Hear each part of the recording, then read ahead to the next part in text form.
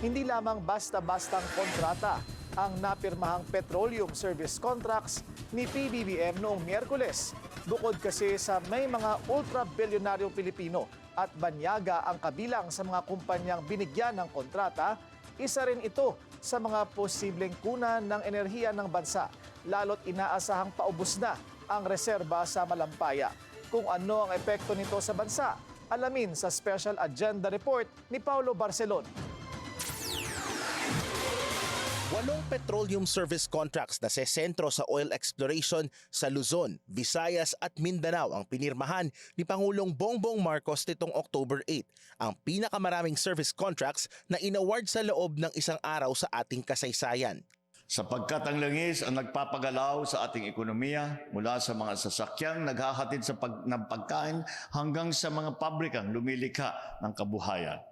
Kapag tumaas ang presyo ng langis, tataas ang pamasahe, ang presyo ng mga bilihin at halaga ng kuryente. Una na riyan ang Service Contract 82 na nasa Cagayan at ang Service Contract 83 and 84 na nasa Zambales, kung saan ang firm na Coloma Incorporated na pinondohan ng mga global bilyonaryong sina Bill Gates at Jeff Bezos ang naawardan ng kontrata. Isang Israeli firm naman ang inaasahang magdidrill sa eastern part ng Palawan sa ilalim ng Service Contract 87. Habang ang nag-iisang service contract sa Kabisayaan na pinirmahan sa grupo, ang SC85, matatagpuan sa Cebu. Dalawang kontrata, ang Service Contracts 80 and 81, ang matatagpuan sa Sulu Sea at hahawakan ng Department of Energy at ng BARM Ministry of Environment, Natural Resources and Energy. Ang Service Contract 80, 81 at 86 na matatagpuan sa Northwest Palawan may common denominator. Kabilang sa konsorsyum ng mga kumpanyang nag-e-explore dito ang PXP Energy Corporation ni ultrabilyonaryo Manuel V. Pangilinan. Katunayan, tumaas ang shares ng PXP Energy noong October 8 matapos i-anunsyo ng palasyo ang pagkakapirma ng service contracts nito.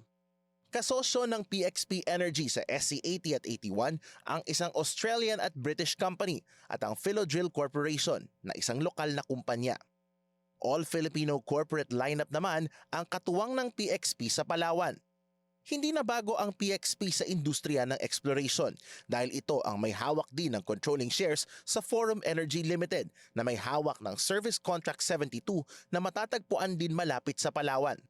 Taong 2022 nang ibaba ng Department of Energy ang kautusang nagpapatigil sa anumang drilling activities sa SC72 area dahil sa tumitinding tensyon sa pagitan ng Pilipinas at China. Ayon sa Defense and Security Analyst na si Jose Antonio Custodio, hindi raw dapat maging issue sa Beijing ang gagawing pag-explore ng Pilipinas sa Palawan sa ilalim ng mga bagong service contract dahil pasok na pasok ito sa teritoryo ng ating bansa. Dagdag pa ni Custodio, ang presensya ng mga base militar ng Pilipinas, lalo na ang mga ginagamit ng Estados Unidos sa ilalim ng Enhanced Defense Cooperation Agreement o EDCA ay magsisigurong agad na makareresponde ang Pilipinas at US sakaling may gawing panghihimasok ang Beijing. Public relations disaster rin daw para sa China kung sakaling pasukin nito ang Pilipinas dahil ipakikita nitong gahaman sila sa natural resources. Sa Cagayan at Palawan, may mga EDCA sites na mga base militar ng Pilipinas na siyang ginagamit din ng mga tropang Amerikano.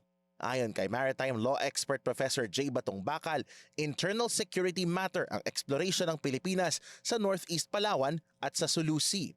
At sakali raw magtagumpay ang nasabing programa, malaki ang magiging ambag nito sa ating energy security. In the first place, China has nothing to say about it because these are clearly within the Philippine territory na. So it's well outside anything that they've claimed. No?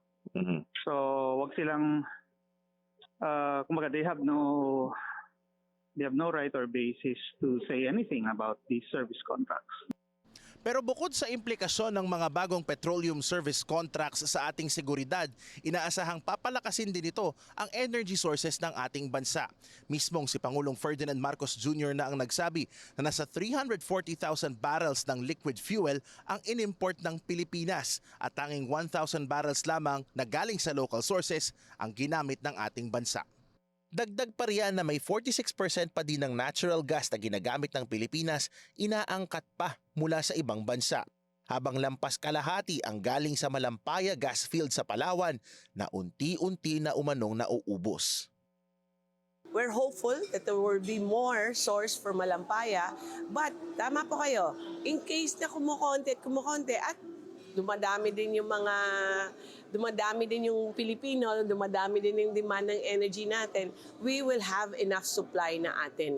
Ang 8 bagong service contracts ay inaasahang magdadala ng nasa $207 million o 12 billion pesos na halaga ng investments sa loob ng 7 taon at nakasaad sa kanilang mga kontrata na dapat nilang gawin ang mga land survey, seismic study at kung kinakailangan, mga drilling activity.